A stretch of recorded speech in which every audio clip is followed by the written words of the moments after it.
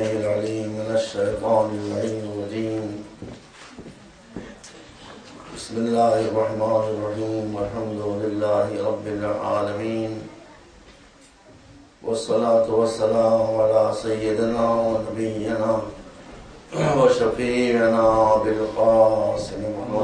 اللهم صل على محمد وعلى محمد الهداة المهديين الذين أذهب الله عنهم الرجس وطهرهم تطهيرا. اللهم صل على محمد وعلى محمد. أما بعد، فقال الله سبحانه تبارك وتعالى وهو أصدق الصادقين: يمنون عليك أن أسلموا قل لا تمنوا علي إسلامكم بل الله يمن عليكم أن هداكم للإيمان إن كنتم مؤمنين. صلوات محمد. اللهم صل على محمد وعلى محمد. قرآن مجید میں ارشاد ہے کچھ لوگ ایسے بھی ہیں نا سمجھ کہ ایمان لانے کے بعد احسان جتاتے ہیں کہ ہم نے ایمان اختیار کیا. آپ اسے کہہ دیجئے کہ اگر واقعی تم مومن ہو تو اللہ کا شکر ادا کرو، اس پر احسان نہ جتاؤ. یہ اللہ کا احسان ہے کہ اس نے تمہیں ایمان کی توفیق عطا کی. میرے عزیزوں میں جس پر کیا پڑھوں اور کیا نہ پڑھوں. قرآن کی یہ آیت بتا رہی ہے کہ احسان کس بات کا جتایا جاتا ہے. جب کوئی نعمت دی جاتی ہے تب احسان جتایا جاتا ہے. جس اللہ نے سب کچھ دیا آپ کو اور احسان نہ جتایا، وہ دین دینے کے بعد احسان جتایا.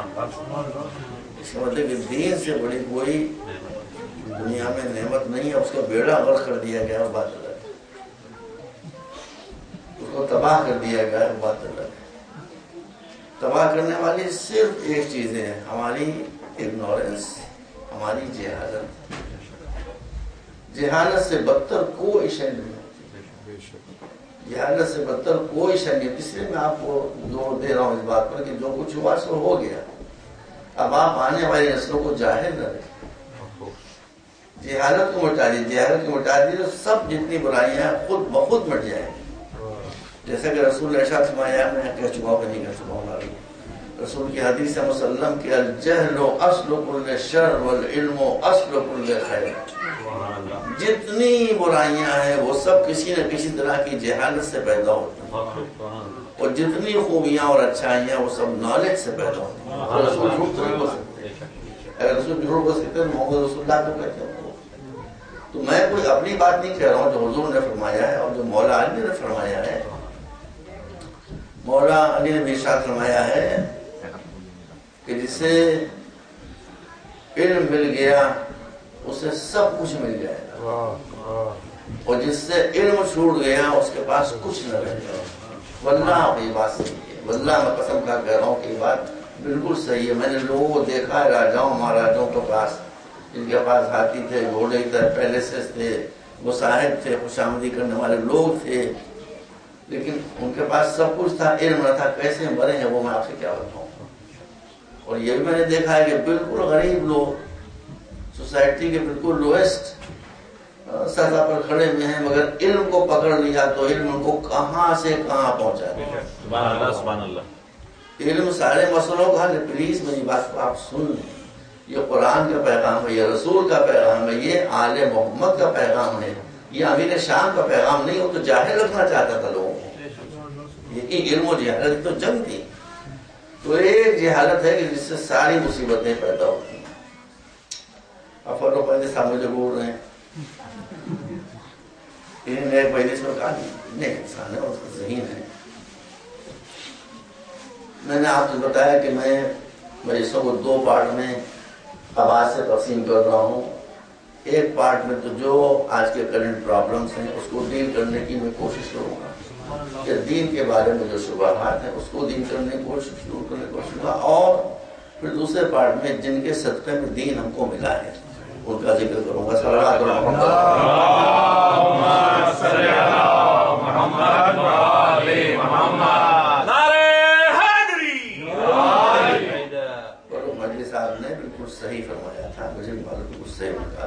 ایتھیسٹ جو ہیں ملحد، وہ کہتے ہیں ان کو بہانہ چاہیے مذہب کو چھوڑنے کے لیے. کیا بہانہ لیں؟ تو انہوں نے یہ بہانہ لیا کہ مذہب کے نام پر لڑائیاں بہت ہوتی ہیں. سوال یہ ہے کہ مذہب کے نام پر مذہبی لڑتے ہیں یا نامذہبی لڑتے ہیں؟ سبحان اللہ. یہ بھی تو دیکھنا پڑے گا، آپ کو تھوڑا ڈیپتھ میں جانا پڑے گا. پہلا سوال جو میں کرنا چاہتا ہوں بہت نرمی کے ساتھ، رسول اللہ کی جتنی لڑائیاں تھیں وہ سب ڈیفینسو تھیں. رسول نے کسی پر آفینس نہیں کیا تھا. بدر کی لڑائی ڈیفینسو، احد کی لڑائی ڈیفینسو، خندق کی لڑائی ڈیفینسو، خیبر کی لڑائی ڈیفینسو، حنین کی لڑائی ڈیفینسو. یہ جو لڑائیاں ہوئی ہیں 11 سال یا اور چھوٹے موٹے اسکرمشز ہوئے ہیں، اس میں کئی لاکھ آدمی مارے گئے تھے. کئی لاکھ آدمی مارے گئے. اچھا کئی ہزار آدمی مارے گئے. بیٹا 11 برس میں مشکل سے دونوں طرف کی جو کیجولیٹیز اس کو آپ شمار کیجئے، ناٹ ایون 400. سبحان اللہ. Not even 400. 400 بھی مارے نہیں گئے تھے ادھر ادھر دونوں طرف کے ملا کے. اس پر اتنا ہلڑ ہنگامہ کون مچا رہا ہے؟ وہ کہہ رہا ہے کہ اسلام تلوار کے زور سے پھیلا کہ جس نے 2.5 منٹ میں لاکھوں آدمیوں کو مار دیا جاپان. یہ انصاف ہے. ہیروشیما ناگاساکی میں 2.5-3 منٹ کے اندر لاکھوں آدمیوں کو مارنے والا بغیرتی کا مکھوٹا سر چہرے پر لگا کے یہ کہہ رہا ہے اسلام تلوار کا مذہب ہے. کوئی مذہبی تلوار کی زور سے نہیں کہہ سکتا ہے. مذہب آئیڈیالوجی کا نام. آئیڈیالوجی تلوار کی زور سے نہیں پھیلتی ہے، یا عقل کی زور سے پھیلتی ہے یا اخلاق کی زور سے پھیلتی ہے.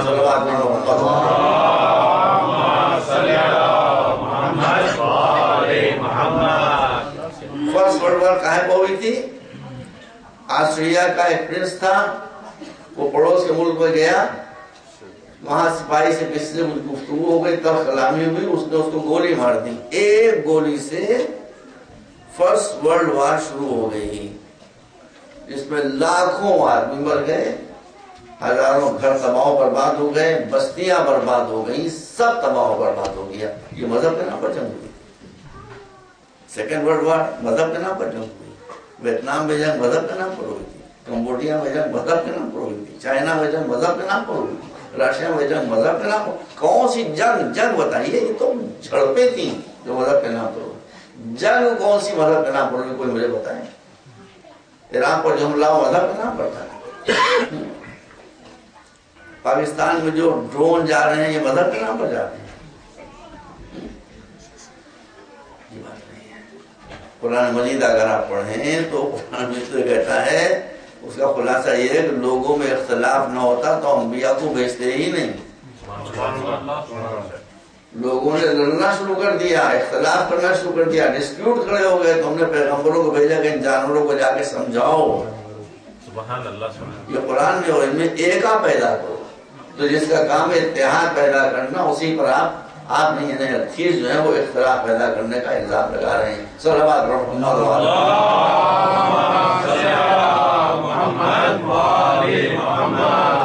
میری کبھی کسی چیز سے بات ہو بہت پیار محبت سے اس کو سمجھاؤں گا کہ if you are man of principle تو آپ نے مذہب کو اس لیے چھوڑا کہ اس میں جھگڑا ہوتا ہے. بھائی اکرام صاحب، جب مذہب میں جھگڑا ہوتا ہے اس لیے آپ نے چھوڑا ہے، تو جس چیز میں جھگڑا ہو اس کو چھوڑ دیجیے. ایک نتیجہ نکلنا ہے. جھگڑے کو نہ بٹائیے، اس کو رہ دیجیے کم وقت ویسے. جس چیز پر جھگڑا ہو اس کو چھوڑ دیجیے. اب کہے کو آپ چھوڑیں گے؟ بزنس میں جھگڑا نہیں ہوتا، پالیٹکس میں وقت کا میں بنا میں تفصیل میں جا سکتا تھا. پالیٹکس میں جھگڑا نہیں ہوتا. ہندوستان میں ایک زمانے میں لنگول پرابلم چل رہی تھی. ہندوستان سے یو پی سے جو ٹرینز جاتی تھیں مدراس کی طرف، وہاں سے جب واپس آتی تھی تو اس پر لکھا ہوتا تھا کک فار ہندی، کس فار انگلش. زبان پر جھگڑا ہو رہا ہے. ارے سب کو چھوڑ دیجیے. تو بیٹھی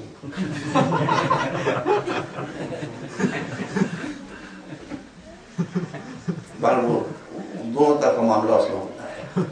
بیوی کو بھی چھوڑ دیے اور چھوڑ تو دیا یہ مسئلہ یہ مسئلہ کو چھوڑ دیا ختم ہو گیا.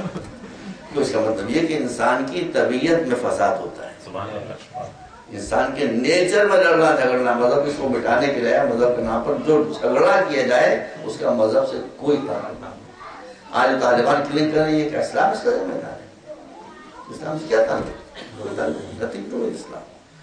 تو ہمیشہ اصلی نقلی چیز کو دیکھا جاتا ہے، اصل جو دین ہے اس میں جھگڑے کا سوال ہی پیدا نہیں ہوتا، اس لیے کہ دین تو ریفارم کرنے کے لیے آتا ہے، جو ریفارم کرنے کے لیے آئے گا جھگڑا ہوگا تو اس کی کوشش، اس کا مشن ختم ہو جائے گا۔ صلوات پر محمد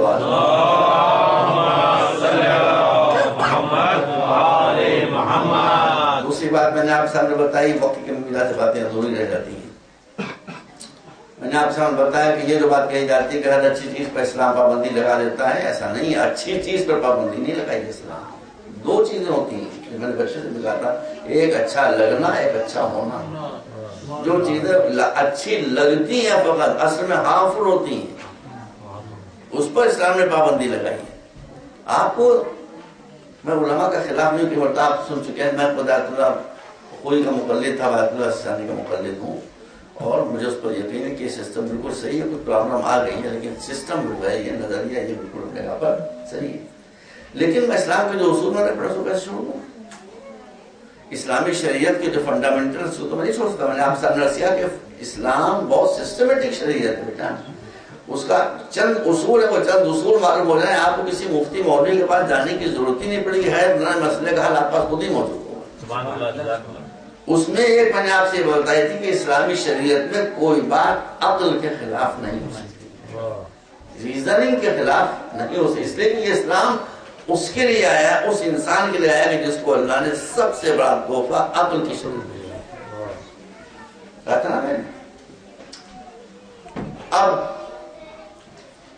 یہ باتیں میں ہندوستان میں تو نہیں پڑھ سکتا بھائی پاکستان میں نہیں پڑھ سکتا، یہاں پڑھنے کے لیے مجبور ہوں، اس لیے کہ یہاں ایک کرنٹ پرابلم ہے۔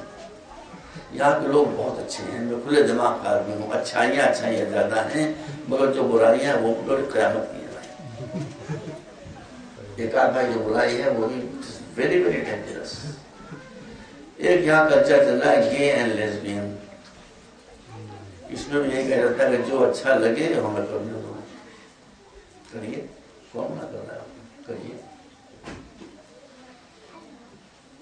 اول تو کتنی انڈیسنسی ہے اس لت میں، آپ اندازہ کر سکتے ہیں۔ دوسرے میں کہتا ہوں کہ آپ جذباتی ہو کر نہ سوچئے، انٹلیکٹ اور ریزننگ کے بیسس پر سوچئے۔ ایک قوم اب سے سینکڑوں برس پہلے گزری ہے، اس کا بھی کلچر یہی تھا، قرآن نے نہیں بتا دیا تھا انجام کیا ہوگا، سمجھ لیجیے، بڑی گہری کتاب ہے قرآن کو، وہی انجام بتا دیا تھا۔ جناب لوط کی جو قوم تھی وہ گے لیسبین کلچر میں پھنسی ہوئی تھی، عورتیں اس چکر میں تھی، مرد اس چکر میں تھے، اللہ کا عذاب آیا، کیا ارشاد ہوا؟ فَقُطِعَ دَابِرُ الْقَوْمِ الَّذِينَ ظَلَمُوا، ہم نے اس نسل ہی کو کاٹ دیا۔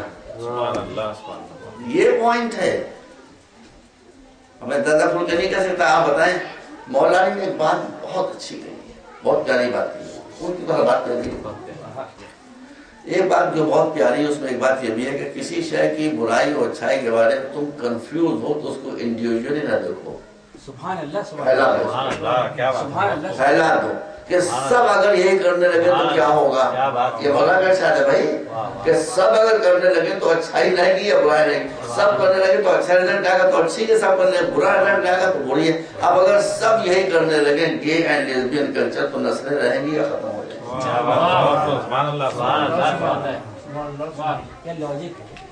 آپ بتائیے میں غلط کہہ رہا ہوں؟ نسلیں ختم ہو جائیں گی۔ تو جو غلط لوگ ہیں ان کے لیے دعا کیجئے کہ وہ اسی میں پھنسے ہیں کہ اچھے لوگوں کا خاتمہ ہو جائے۔ صلی اللہ علیہ محمد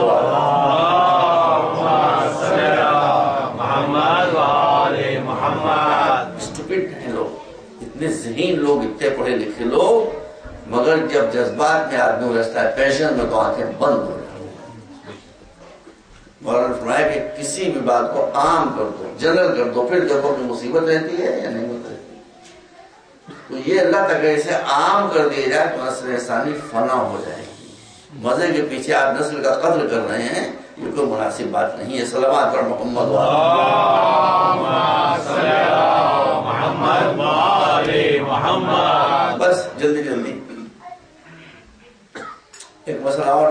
سامنے پیش کیا جاتا ہے کہ اگر ایک خالق ہے اور آپ کہتے ہیں وہ کسی پر ظلم نہیں کرتا، ہم نہیں کہتے وہ کسی پر ظلم نہیں کرتا، اس نے خود کہا ہے ان اللہ لا یظلم الناس شیئا ولکن الناس ان اللہ لا یظلم الناس شیئا ولکن الناس انفسهم یظلمون، اللہ لوگوں پر ظلم نہیں کرتا، خود لوگ اپنے اوپر ظلم کرتے ہیں۔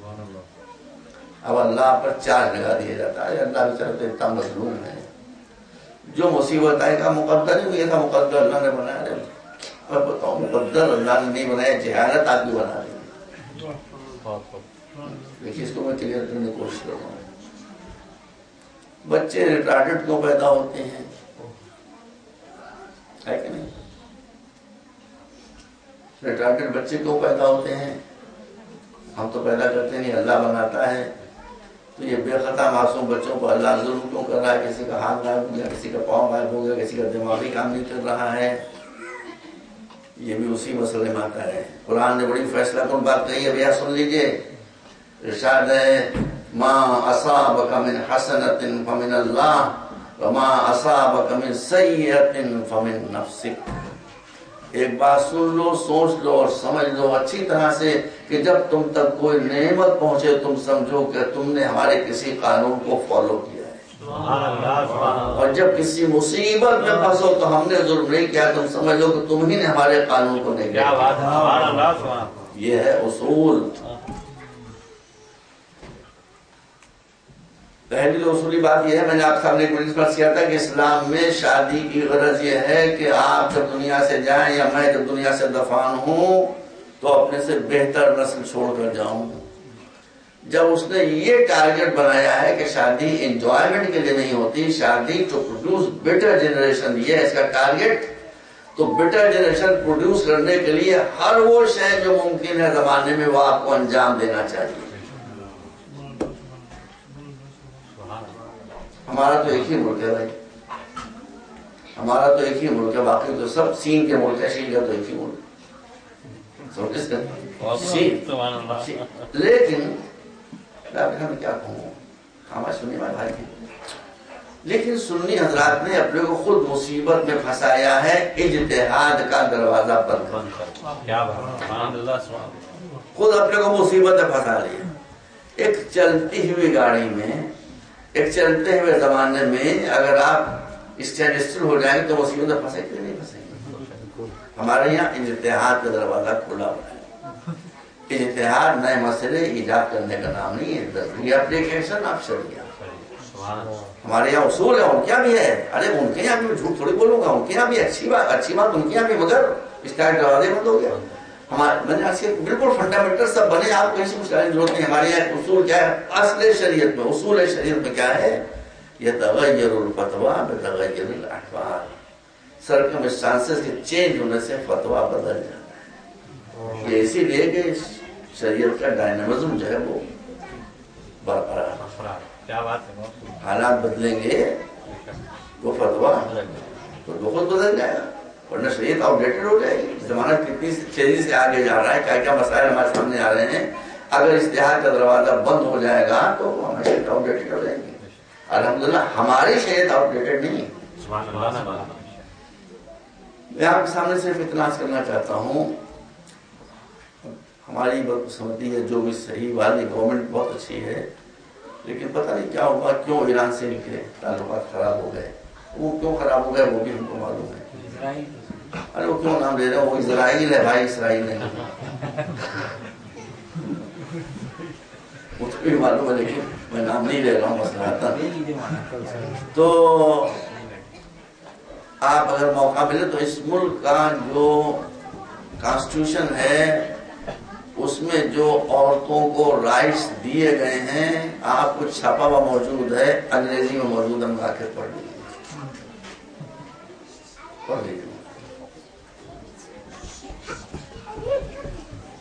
اس میں ایک جو قانون ہے وہ یہ بھی ہے کہ کسی لڑکے کی کسی لڑکی سے شادی نہیں ہو سکتی اس وقت تک جب تک اس کی جینیٹک میپنگ نہ ہو جائے، جب تک میڈیکل ٹیسٹ نہ ہو جائے۔ کیوں؟ जेनेटिक मैपिंग हो जाएगी तो फिर नस्लों के बिगड़ने का सवाल नहीं रहेगा। रिटार्डेड बच्चे पैदा होने का सवाल, एक बात है आप लोगों को मालूम नहीं लेकिन मैं मेंबर पर थोड़ी बोलूंगा, कजन्स में शादी करना मकरूह है। उसकी वजह आप जानते हैं कि रिटार्डेड बच्चे आमतौर पर कजन्स में जो शादी होती है वहां पैदा होते हैं। आप से नाम हमेशा कहते हैं अरे हम मकरूह तो मौला अली हो और बीवी फातिमा कैसे, उनकी जेनेटिक प्रॉब्लम और क्या सवाल था, वो तो वारिस तफसीर थे। सल्लल्लाहु अलैहि वसल्लम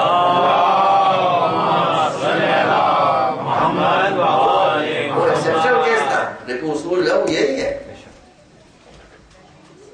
लेकिन यहाँ तो जब वो इश्क कबूल सवाल होता है तो आंखें और कान जैसा मौलाना का सब बंद हो जाते हैं।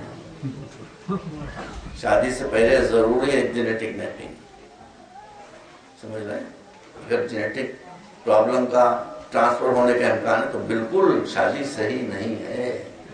ये खाली मैंने एक बात अर्ज की है, वरना पूरा जो उसमें चार्टर बना हुआ है औरतों के हुकूक का वो आप पढ़ें तो मैं तो कह सकता हूँ कि इवन अमेरिका और कनाडा ने भी औरतों को वो राइट्स नहीं दिए जो वेगान ने दिया है। सल्लल्लाहु अलैहि वसल्लम।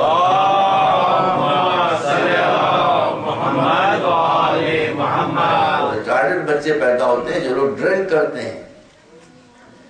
क्या कहूँ, औरतें बैठी हुई हैं और बच्चे भी यहाँ बैठे हुए हैं। आपको खाली इस्लाम ने कोई कॉर्नर आपकी जिंदगी का ऐसा नहीं है कि जिसमें प्रॉपर गाइडेंस नहीं दी। ये लिखा हुआ है कैसी लड़की से शादी करो। अब लड़की की राय मजबूर हदीस तो पढ़ नहीं सकता। रसूल फरमाया कि स्टूपिड लड़की से शादी न करो, लेकिन लड़की अगर होशियार है मर्द स्टूपिड है तो उसके साथ भी शादी नहीं करना चाहिए। अब हदीस में जितना था मैंने बता दिया, लेकिन जो उसका नतीजा है वो यही है। स्टूपिड लड़की क्यों? लड़की की खूबसूरती ब्यूटी तो देखी, अकल नहीं देखी यार। बर्नार्ड शॉ आपने नाम सुना होगा। Bernard Shaw was a genius of his time, no doubt about it. He was genius of his time, लेकिन बहुत बदसूरत था। उसकी सूरत बहुत खराब थी। एक जगह वो तकरीर करा था, मार्वलस स्पीच थी। एक बड़ी खूबसूरत लड़की बैठी हुई थी। वो इतना मुतासिर हुई कि उसने कहा मिस्टर शाह मैं तो आपको ऑफर देती हूँ कि आप मुझसे शादी कर लीजिए, इसलिए कि जो बच्चा पैदा होगा वो मेरी सूरत और आपकी अक्ल लेकर पैदा होगा। शाह ने जवाब दिया कि अगर मेरी सूरत तो आपकी अक्ल लेकर पैदा हो गया तो क्या होगा?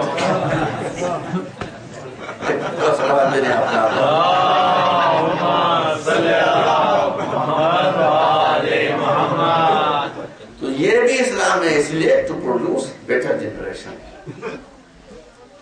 कैसे शादी करो इसके बाद मैं अर्ज नहीं कर सकता आपके सामने। वो बातें जो हैं वो आप खुद पढ़ लें, मैं आपकी मदद कर सकता हूँ कि आप पढ़ें। और भाई देखिए इसका सबूत ये है, बड़े बड़े लोगों के रिटार्डेड बच्चे पैदा हुए। सबूत में जिंदा जीता जागता आपके सामने पेश कर रहा हूँ। रसूल, मौला अली, इमाम हसन, इमाम हुसैन, इमाम ज़ुल्लाब्दीन, हमारे जितने इमाम हैं, आप इनके यहाँ बता दीजिए किसी एक या कोई रिटार्डेड बच्चा पैदा हो, बता दीजिए मुझे। ये शादी के बाद जो कवानीन हैं प्रोडक्शन के, उस सब की पाबंदी करते थे जो आज किताबों में मौजूद है। मैं इसकी वजह से पढ़ नहीं पा रहा हूँ, उसको पढ़ लीजिए आप। खाने तक का क्या खिलाओ क्या ना खिलाओ, क्या पिलाओ क्या ना पिलाओ, सब मौजूद है। उसके बाद गारंटी है कि तुम अगर इन कवानीन की पाबंदी करोगे तो बच्चे ज़हीन पैदा होंगे, बच्चे हेल्दी पैदा होंगे, बच्चे खूबसूरत पैदा होंगे। तो इन कवानीन को अंदाज कर दे, बच्चे खराब पैदा हो तो आप पर जिम्मेदारी आती, शरीर पर कोई जिम्मेदारी नहीं आती। सल्लल्लाहु अलैहि मोहम्मद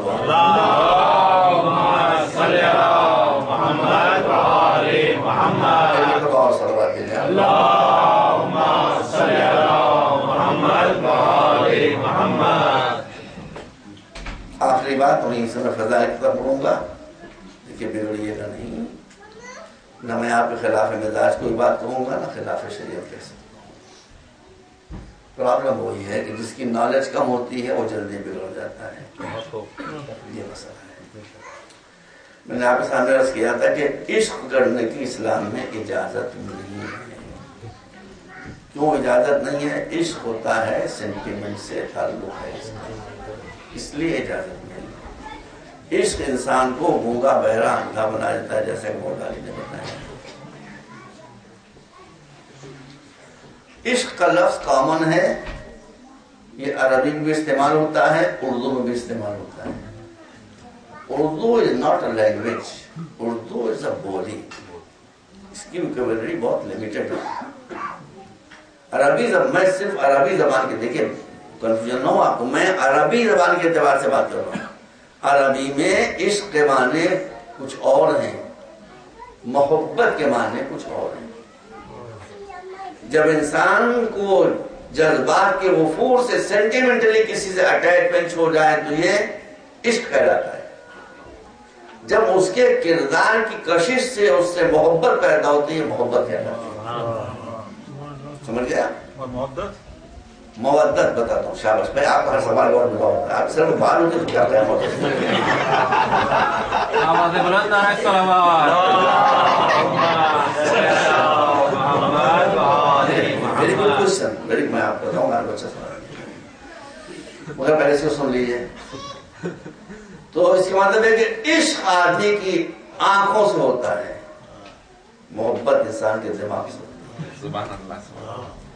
عشق کا تعلق انسان کی بصارت سے ہے، محبت کا تعلق انسان کی بصیرت سے۔ عشق صورت سے ہوتا ہے، محبت سیرت سے۔ اب ہمارے فروخ نے سوال کیا مودت، بالکل صحیح سوال ہے۔ محبت نیچے ہوتی ہے، مودت محبت سے اونچی ہوتی ہے۔ شریعت کا حکم یہ ہے کہ جس سے تم محبت کرتے ہو، اس کا تو سوال ہی نہیں، جس سے تم محبت کرتے ہو، جب اس کی منزل آ جائے تو جو مرکز محبت ہے اسے مرکز مودت پر قربان کرو۔ سمجھ آیا؟ مودت محبت کے آخری اسٹیج کا نام ہے، سپرلیٹو ڈگری، اس کو مودت کہتے ہیں۔ جب اس سے نیچے ہو تو اس کو محبت کہتے ہیں۔ اسی لیے آپ مجھے راستہ دے دیا، اسی لیے اہل بیت کی محبت آپ سے نہیں مانگی گئی، مودت مانگی گئی۔ صلوات محمد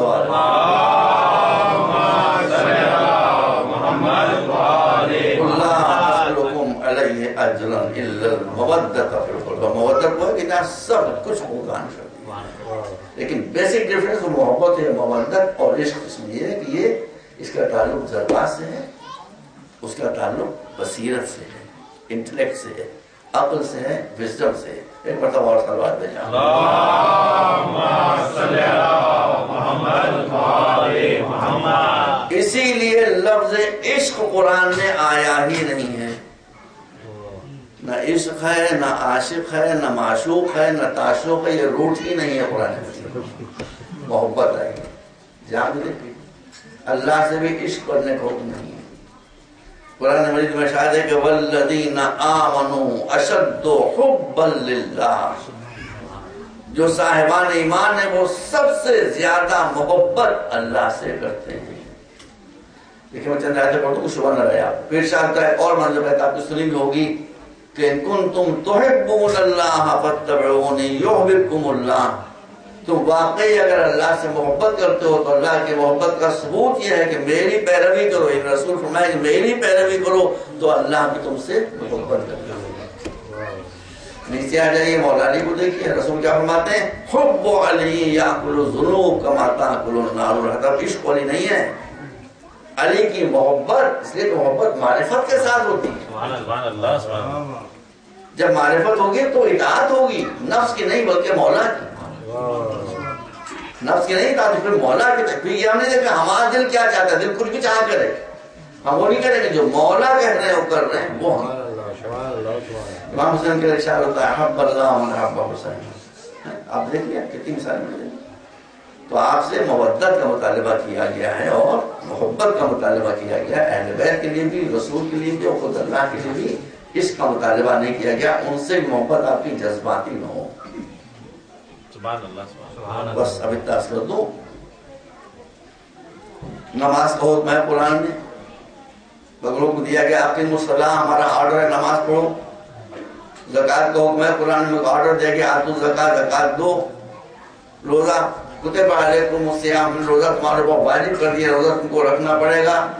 قاتلوا فی سبیل اللہ، اللہ کی راہ میں قتال، سب جگہ آرڈر آرڈر آرڈر، اس کو آرڈر دینے کا نہیں تو اس کو آرڈر دینے کا۔ जितनी भी इबादतें हैं भाई काज़मी साहब, उसमें सब जगह आपको ऑर्डर की शक्ल दिखाई देगी। मगर जब अहले बैत की मोहब्बत का सवाल आता है तो हुक्म नहीं दिया जाता कि हमारा हुक्म है कि अहले बैत से मोहब्बत करो, बल्कि अपने रसूल को साहिल मोहब्बत बनाकर उम्मत के दरवाजे पर खड़ा किया। मोहम्मद वाले मोहम्मद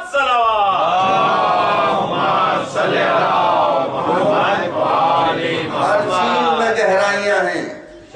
नमाज आप जबरदस्ती पढ़वा सकते हैं, हज के लिए जबरदस्ती किसी को भेज सकते हैं, मैदान जंग से भागते हुए आदमी को फिर आप उधर ढकेल सकते हैं, मगर मोहब्बत जबरदस्ती नहीं करवाई जा सकती।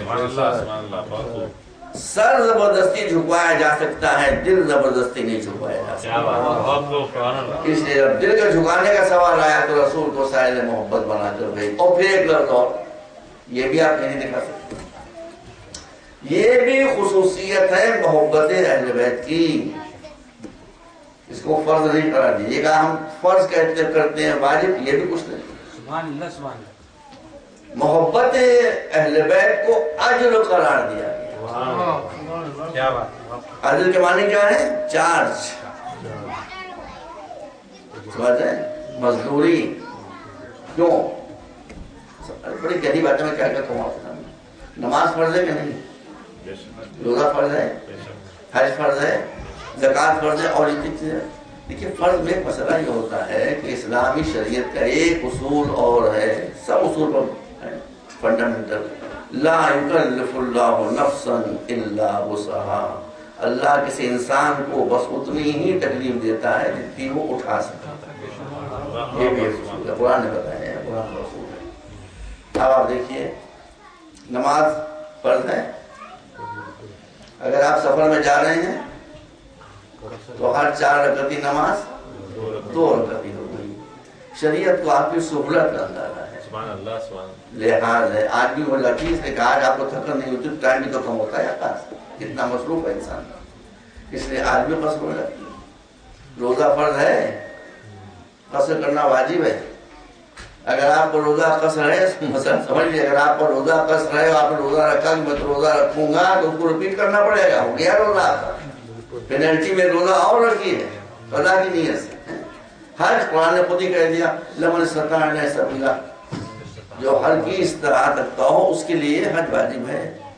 जिहाद के लिए भी मसला है, और कर लिया आपने। तो नमाज 4, जो सबसे अहम फरीजा है, नमाज से बड़ा कोई फरीजा नहीं है, वो भी 4 रकअत की 2 रकअत हो जाए। क्यों? इसलिए कि फर्ज है। आज में ये नहीं चलता भैया। तो मेरे आज इतने जानने वाले, परसी कोई जानने वाला न हो, मैं विंडसर एयरपोर्ट पहुंच लूँ, वकार साहब लेने के लिए मुझे ना आए, और मैं टैक्सी करूँ और टैक्सी करके घर पर पहुंचूँ, ये इत्तेफाक से घर पर न हो और टैक्सी वाले को बिल देना पड़े मुझे, तो मैं कहूँ उससे मैं हालत सफर में हूँ। आधा चार्ज करो, आधा छोड़ो, अल्लाह की नमाज आदि हो जाती, तुम्हारा किराया आधा नहीं होगा। तो अल्लाह की नमाज आदि हो जाएगी, इसलिए वो फर्ज है, ये अज्र है, उजरत में कमी नहीं होती।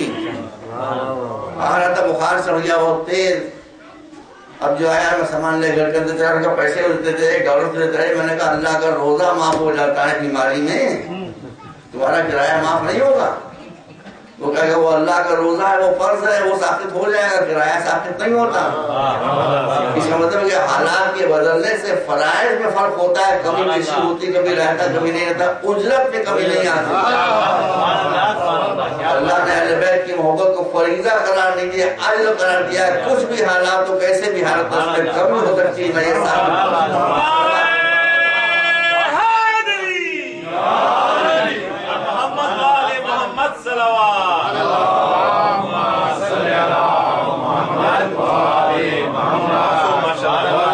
एक मरतबा और सलवात में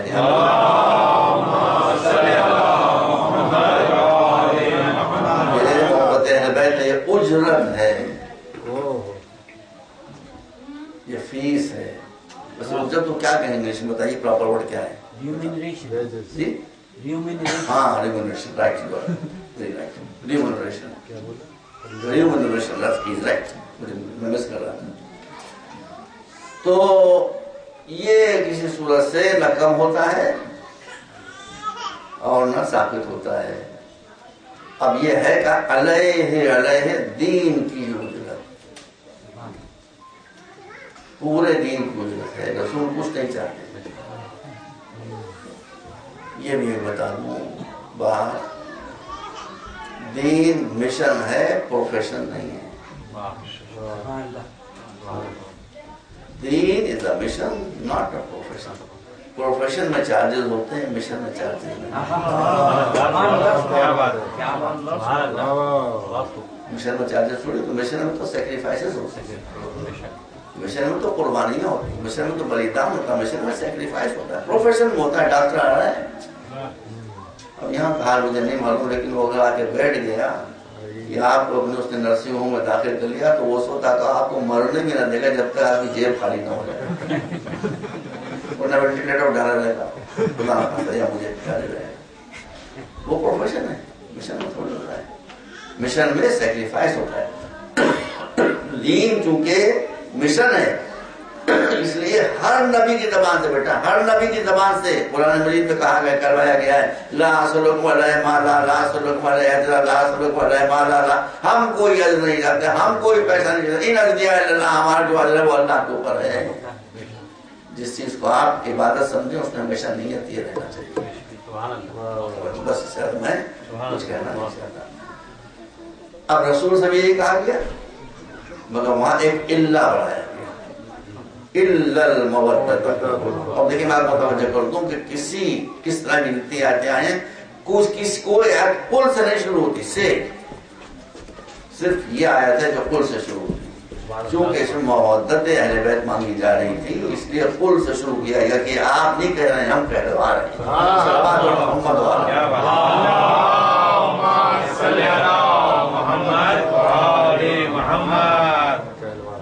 اور جن لوگوں نے اس کو سمجھا انہوں نے حق مودت ادا کیا. امام جعفر تشریف فرما ہے.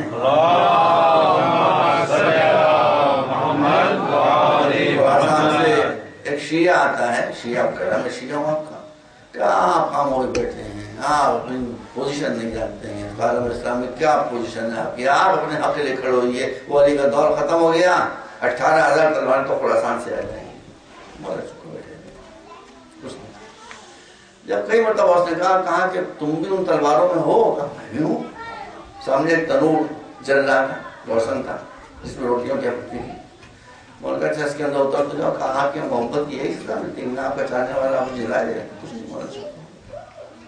تھوڑی دیر میں ایک سچا شیعہ آ رہا تھا، ہارون مکی، سر پر کپڑوں پر ڈسٹ پڑی ہوئی. اب زمانے میں آواز پڑی ہوتے تھے، چاہے پتہ نہیں کہاں سے آ رہے تھے، کیسے آ رہے تھے. آتے گا السلام علیکم ابن رسول اللہ. امام نے جواب دیا، کہا کہ ہارون اس تنور کے اندر اتر تو جاؤ. کچھ نہیں پوچھا، میں سفر کر رہا ہوں، پانی تو پلا دیجیے، پر یہ بھی نہیں اتر کے تنور کے اندر. امام بیٹھے باتیں کر رہے ہیں. وہ تو باتیں کر رہے ہیں کہ اختراج کے والے بول رہا ہے، مر گیا چل گیا. بڑی دفعہ کہا آپ وہاں آئے تھے بیچارہ، آپ کا چاہنے والا آپ کو کچھ جگہ دیا، دیکھ تو لیجیے کہ بچا کیا ہے. کہاں دیکھیں. اب جو ہے دیکھا کہ انگاروں پر بیٹھے ہوئے تسبیح خدا کر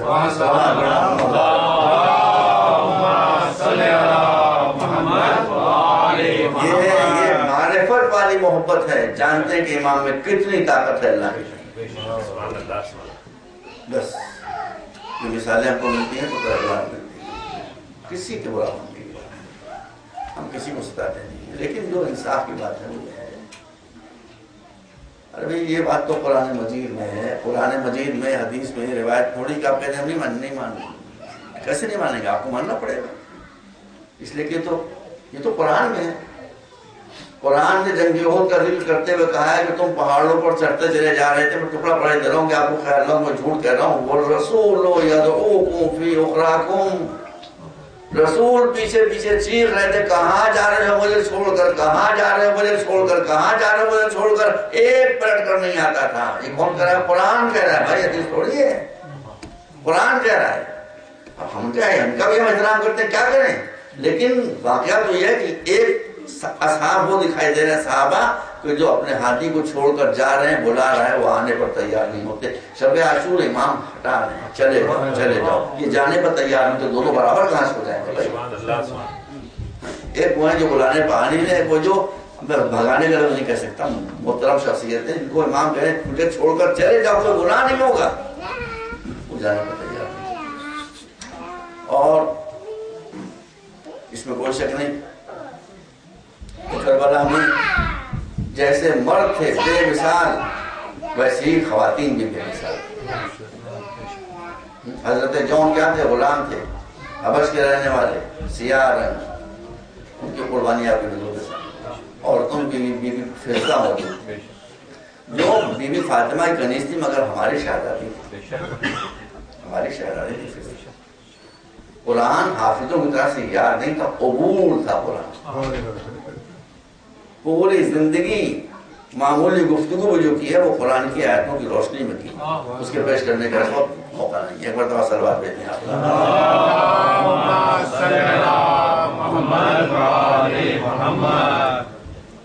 اس بی بی فضہ کی بھی خدمتیں کم نہیں ہیں۔ بھرا ہوا دربار یزید، ایک خبیث تخت حکومت بیٹھا ہوا ہے، علی کی بیٹی سربراہ دربار میں بیٹھی، زین العابدین کے ہاتھوں میں ہتھکڑیاں، پیروں میں بیڑیاں، گلے میں توقع خاردار تشریف فرمائے۔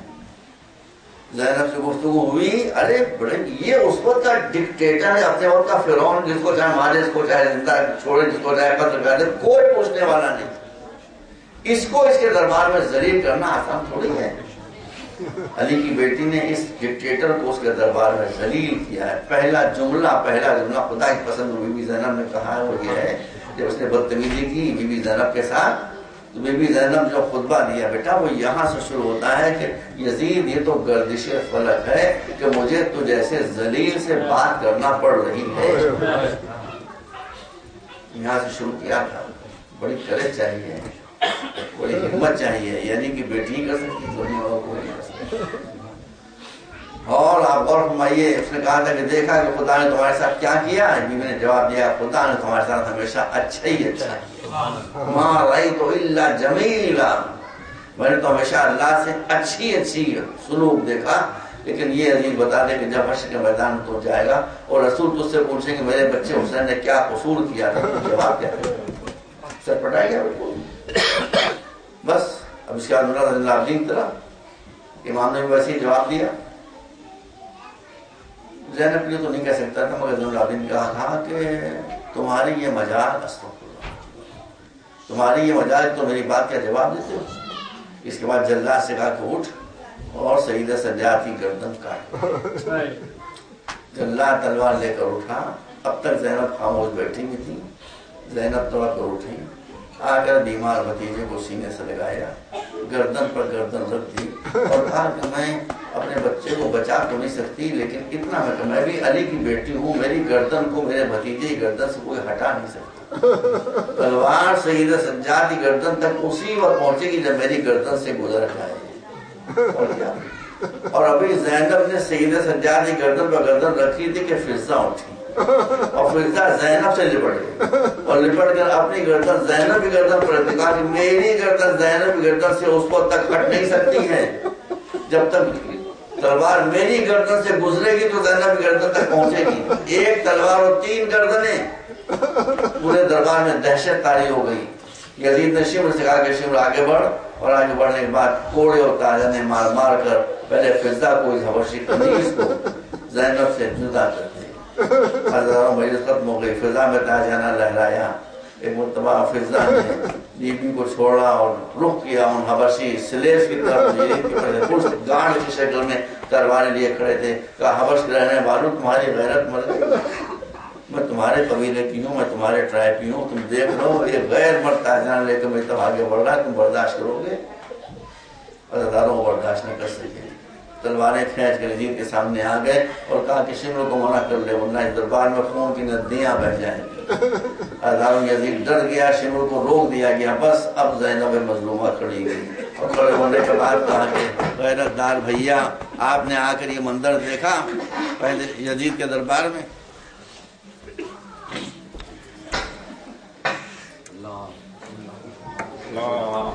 آپ نے یہ منظر دیکھا یزید کے دربار میں، ایک کنیز کے بچانے والے اتنے نکل آئے، لیکن علی کی بیٹی کربلا سے لے کر کوفے تک اور کوفے سے لے کر شام تک تاجانے کھاتے کی آ رہی ہے اور کوئی زینب پہ بچانے والا نہیں ہے وَسَيَعْلَمُ الَّذِينَ ظَلَمُوا أَيَّ مُنقَلَبٍ يَنقَلِبُونَ اللهم اغفر للمؤمنين والمؤمنات والمسلمين والمسلمات الأحياء منهم